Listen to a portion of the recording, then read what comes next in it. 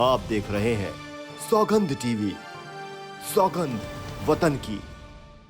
वो धाम किसी को बाबा घोषित नहीं करता। आप उसके शिष्य हैं, आप उसको पूजते हैं, आपकी आस्था उसके अंदर है, वो ठीक है। धीरेन्द्र शास्त्री जो है कथावाचक हैं, जो जितना अच्छा ज़्यादा बोलते हैं उतनी उनकी भीड़ ज़्यादा है। आप हिंदू राष्ट्र बनाओ, आप कुछ बनाओ, राष्ट्र तो पहले ही हिंदू है। जहाँ 80% लोग सनातन धर्म को मानते हैं तो उसके अंदर दूसरे की जरूरत ही नहीं है। राम को लेकर के शुरू हुए, पढ़ते करते करते पता नहीं कहाँ पहुँच जाएंगे। नमस्कार, आप देख रहे हैं सौगंध टीवी और मैं हूं आपके साथ राधिका शर्मा। अगर बात की जाए बागेश्वर धाम धीरेन्द्र शास्त्री की, तो एक जो खबर है इस टाइम चर्चा में छाई हुई है, धीरेन्द्र शास्त्री को जो है जान से मारने की धमकियां मिल रही हैं।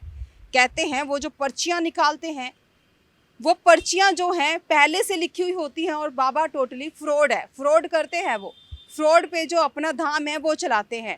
और इसी के साथ साथ 3 दिन में जो सागर में अब उनकी जो वहाँ पे जा रहे हैं पाठ करने के लिए, कथा वाचन के लिए बोला गया है, वहाँ जाएंगे तो मैं जान से मार दूंगा।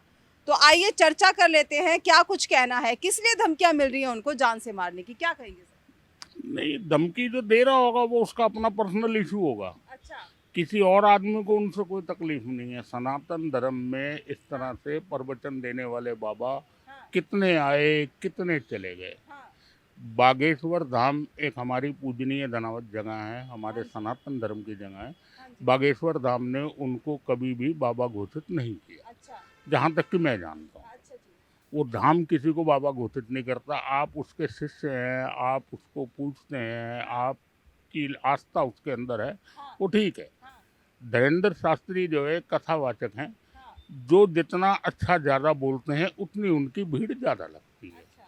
मेरा यही मानना है उनके लेकिन वो बारे जो में। पर्चियां निकालते हैं बिना बोले लिख के दे देते हैं, सामने वाला बाद में बताता है, वो पहले ही बता देते हैं कि मैं पहले ही लिख के बैठा हूँ ये, तो उसके लिए क्या कहेंगे आप? नहीं, वो जो रेल का हादसा हुआ था हाँ उसके जी, बारे में बाबा जी से पूछा गया, वो कहने लगे मेरे पास आके किसी ने पूछा ही नहीं अच्छा।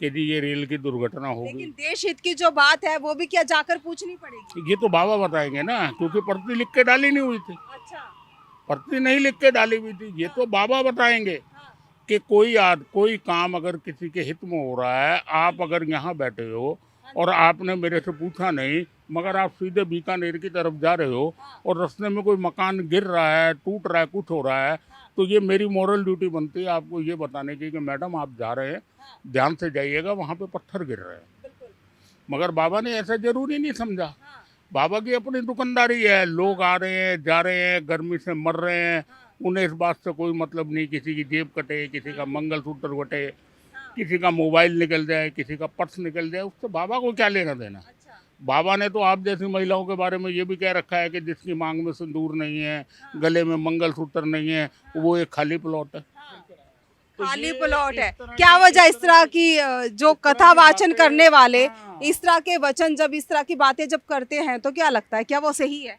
नहीं, कथा का मतलब होता है कि आप आए, आप बैठे, आपने प्रभु के नाम को सिमरन करा, जी, लोगों को भगवान से जोड़ा। जी, मगर आप मन गढ़ंत कहानियाँ बना करके, मन गढ़ंत बातें करके, मैं मोबाइल के अंदर देख रहा था, पूरा नहीं देख पाया, वो थोड़ा सा ही आया था कि भगवान राम के 5 पिता थे। 5 पिता थे, क्या बात है। ये क्या है, क्या कह रहे हैं, क्या नहीं कह रहे हैं, इस किस्म के बाबाओं के बहुत कुछ हमने देखा है। आसाराम भी देखा, राम रहीम भी देखा, और ये कि वो कौन सा है यार, वो जो क्या नाम उसका, ये रामपाल बाबा भी देखे। तो बतेरे बाबा आए, बतेरे चले गए, उनके कुकर्म भी देखे, उनके कर्म भी देखे। हाँ, कर्म करने वाला कभी भी ऐसी बातें नहीं करता। हाँ, बाबा का मतलब होता है संसार को त्याग देना। संसार को त्याग दो। संसार लेकिन को अभी त्याग तो उनकी देगा शादियों वही की बाबा बात है। भी चल रही है कि उनकी वो शादी भी हो रही है। वो कुछ भी कर सकते हैं। इस वक्त बाबा की गुड्डी हवा में उड़ रही है। अच्छा, हाँ जी, यहाँ सीजन के हिसाब से जो है देवी देवता भी लोग तय कर लेते हैं, भगवान भी तय कर लेते हैं और बाबा भी तय कर लेते हैं। अच्छा, ये पब्लिक का अपना मूड है। अच्छा, पब्लिक अपने मूड के हिसाब से किसी भी आदमी को उठा के चढ़ा देती है। अच्छा, वो राधे माँ आई थी, हाँ, हैं जी, उनका भी बड़ा प्रचार हुआ। अच्छा, वो भी बहुत नाच नाच के लोगों को दिखा रही थी। हाँ, आसाराम भी बहुत नाच नाच के दिखाते थे। हाँ, जहाँ हमारे देश के मौजूदा प्रधानमंत्री भी उनके दर शरण में जाते थे। हाँ, शिवराज जी भी गए, हाँ, कई बड़े बड़े नेता गए हाँ, जो कहते थे कि बाबा बाबा हैं। हाँ, हमारे प्रधानमंत्री जी राम रहीम के डेरे में भी गए, वहाँ पे भी उन्होंने बोला कि ये डेरा सच्चा सौदा बहुत पावन वाकई में वो सच्चा सौदा निकला था। बहुत पावन धरती है। तो इस किस्म की बातों पे मैडम साफ सी बात है, हम किसी इन बातों पे बिल्कुल यकीन नहीं करते। हम अपने माँ बाप की दी हुई शिक्षा पे चलते, क्योंकि जीवन का सबसे बड़ा गुरु माँ और बाप होते हैं, और वही हमारे भगवान है जिन्होंने हमें पैदा करा। जिसने पैदा करा वही आपका भगवान होता है। लेकिन धीरेन्द्र शास्त्री जो हैं, भारत देश के बाहर भी हिंदू राष्ट्र की बातें करते हैं।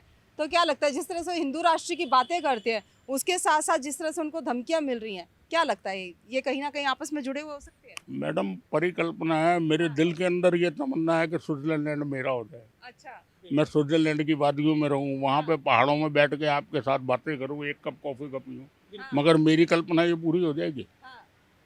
तो सोचने पे किसी का कोई रोक टोक नहीं है, जो मर्जी सोचो। सोच आज़ाद है, सिर्फ सोच ही है। आप अपने मन में कुछ भी सोच लो बैठे हुए। आप हिंदू राष्ट्र बनाओ, आप कुछ बनाओ, राष्ट्र तो पहले ही हिंदू है। जहाँ 80% लोग सनातन धर्म को मानते हैं, तो उसके अंदर दूसरे की जरूरत ही नहीं है। जो दूसरे रहने वाले हैं अपने धर्म को माने, और धर्म पे किसी किस्म का कोई आर्गूमेंट नहीं है। धर्म एक जीवन जीने की शैली है, जो कि माँ बाप के रास्ते से द्वारा सिखाई जाती है। दुनिया में अगर आपको किसी ने पैदा करा है, वही आपका माँ बाप है। हमारे माँ बाप ने हमें पैदा किया, वो हमारे भगवान है। उन्होंने हमें जिस रास्ते पे चलाया, हम उस पर चलेंगे। चाहे वो हम मुसलमान के घर में पैदा होते, सिख के घर में पैदा होते, या सनातन में पैदा होते। तो हम जहाँ हैं वहाँ ठीक हैं, बहुत खुश हैं, बहुत सुखी हैं। हमें किसी किस्म के बाबाओं के प्रवचन की जरूरत नहीं है। प्रवचन की जरूरत नहीं, बिल्कुल कोई ज़रूरत नहीं है। कोई कहानियाँ, कोई किस्से ये नहीं सुनने के। हम अपनी दादी से, अपनी नानी से, अपने दादे से, अपनी बुआ से, सबसे ये कहानियाँ से ज्यादा बेहतर सुनाते हैं दादा दादी नाना। हमने बहुत सुन रखी। वही मैं पूछूं, क्या नाना नानी दादा दादी उनसे बेहतर जो है कहानियां सुनाते हैं? बहुत अच्छी कहानियाँ सुनाते थे, बहुत अच्छी बातें सुनाते थे, जी, बहुत अच्छी बातें सुनाते थे, अपने परिवार की सुनाते थे। तो इसलिए हमें किसी किस्म के किस्से, कहानियाँ, कथाएं सुनने की जरूरत नहीं है। जरूरत नहीं। कोई चीज़ ऐसी नहीं है जिसका किसी के पास कोई प्रमाण हो। हमारा मन ये कहता है, हमारे माँ बाप, हमारे दादा दादी, हमारा परिवार एक सनातन धर्म में पैदा हुआ। हम उस सनातन धर्म को मानते हैं, इसलिए मानते हैं कि हमारा पैदा करने वाला ही हमारा भगवान है। अगर वो दोनों ना होते, हम पैदा नहीं होते। तो हम अपने कहे हुए भगवान के रास्ते पे चल रहे हैं, चाहे हम जिस मर्जी धर्म के। अच्छा, इस तरह से जिस तरह से कथा वाचन करते हैं, इस तरह के जो शास्त्री हैं, जैसे धीरेन्द्र शास्त्री करते हैं, उसी के साथ साथ जिस तरह से ये औरतों के लिए जो अभी आप कह रहे थे, खाली प्लॉट है, गले में मंगलसूत्र नहीं है, मांग भरी हुई नहीं है, तो खाली प्लॉट है। क्या लगता है जिस तरह से महिलाओं के बारे में जो कथा वाचन करते हैं, क्या उनको इस तरह के शब्द कहने चाहिए? बिल्कुल नहीं करने चाहिए, नंदनीय है। बल्कि इसके ऊपर को तो सरकारों को एक्शन लेना चाहिए कि हमारे देश की आधी जनता औरतों की है। उस आधी के अंदर से आधी जनता जो है, हमारी बहनें, माएँ, हमारी बहनें हैं, हमारी भतीजियाँ हैं, हमारी बेटियाँ हैं, जो कुंवारी लड़की अगर मांग भरेगी या मंगलसूत्र पहनेगी, तो क्या लगेगा समाज को? और अगर वो शादी के बाद में नहीं पहन रही है, तो कोई कारण भी तो होगा। 60,000 रुपये तोला सोना है, जाते हुए गले में झपट्टा मार के छीन के ले जाता है। कौन सा मंगलसूत्र पहन ले? आर्टिफिशियल ज्वेलरी से किसी को एलर्जी, ये कैसे पहन ले? आपने नहीं पहन रखी, आपको एलर्जी, आपने नहीं पहन रखी। गोल्ड आप इसलिए नहीं पहनती कि जाता हुआ आदमी आपके गले में हाथ डाल के छीन के ले जाएगा।